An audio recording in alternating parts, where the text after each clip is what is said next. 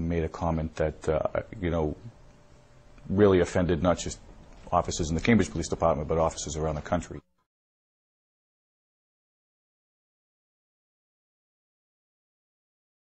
What happened when you got the call to Professor Gates's house? You came after other officers had arrived, correct? Yes, I did. So you have absolutely no qualms at all that he should have been arrested, that he should have been taken in? I have no qualms with that. I believe Sergeant Crowley was within his right to make that arrest at that location and at that time.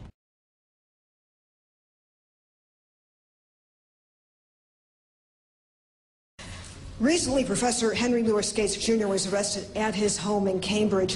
What does that incident say to you? Well, there was a report called into the police station that there might be a burglary taking place. So far, so good, right? So far, so good. They're reporting. The police are doing what they should. There's a call. They go investigate what happens. My understanding is, at that point, Professor Gates is already in his house. And while I was on the phone, a Cambridge policeman showed up on my porch. I walked with the phone still active to my porch, and he demanded that I step out of my house onto the porch. That's all he said. He said, I would like you to step outside. I asked him if he could step outside and speak with me, and he said, no, I will not. I said, absolutely not. Soledad, why? Because if I had stepped out on the porch, and it's important for all people to know this about the police, if I had stepped outside of my house, he couldn't come in my house legally without a warrant. He couldn't arrest me without a warrant. Had I stepped outside, he would have slapped handcuffs on me for being under suspicion of breaking and entering.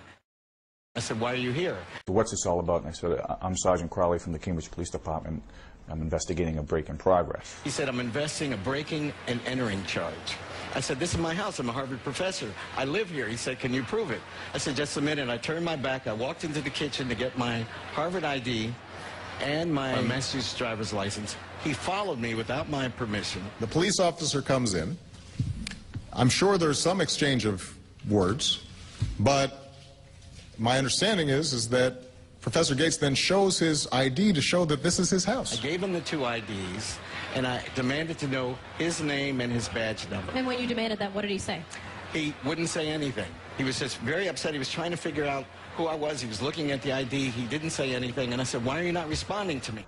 To me, that's a strange response for somebody that has nothing to hide, is trying to cooperate with the police. He turned, walked out. So did he come out and speak with you? I was leaving. As I reached the porch, I was aware that now he was following me because he was still yelling. His back on me, walked out. I followed him onto my porch. It looked like a police convention. There were so many policemen outside. I stepped out on my porch. Sergeant Crowley says he warned Gates he was acting disorderly. Said, I want to know your colleague's name and his badge number. And at that point, he gets arrested for disorderly conduct. And this officer said, thank you for accommodating my earlier request. You are under arrest. One of the questions a lot of people would have on this is why arrest Professor Gates? I mean, if he's just talking back to police and President Obama says overreacting, perhaps, why not just let him do that in his own home and leave the scene? Well, once he came out of his own home, it became something different. He was in the public view, and he was causing much of it was just getting out of control after he came outside.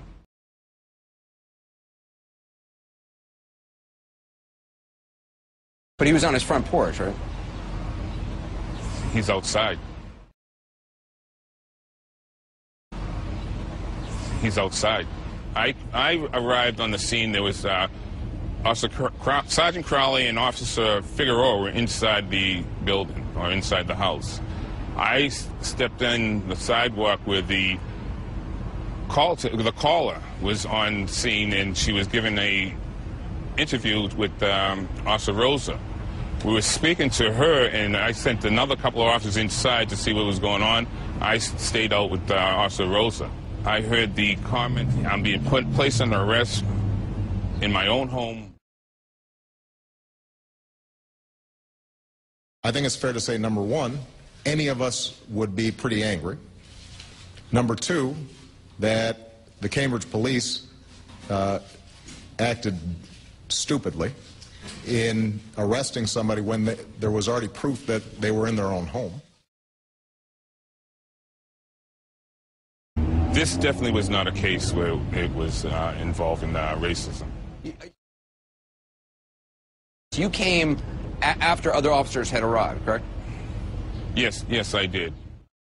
And my tumultuous, outrageous action, Tom, was to demand that he give me his name and his badge number. Would it have been different had I shown up first? And I think it probably would have been different.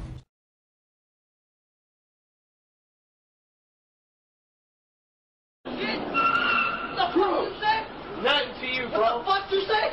Don't fucking call me shit. Hey.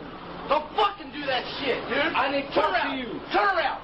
Come on, bro. Give me your no, I wasn't talking to you. Dude, put your hands behind your back. All right, bro. Check me out. Don't do that shit to me. That's Captain Wilson saying to his driver, do not move the truck. The truck's providing safety. Now they're arguing. Fire Captain David Wilson goes back to the patient, but Greaves again demands the pumper be moved. He starts to walk away, but then pulls Captain Wilson away from the patient, handcuffs him, and arrests Wilson. I didn't even do anything. I didn't hear. First of all, you disrespected me, this badge, and my department. You understand me? When I'm talking to you, you shut your mouth and you listen. Now, the sooner you learn that, the longer you're going to live in this world. Somebody's going to kill you. Fear leads to anger. Anger leads to hate. Hate leads to suffering.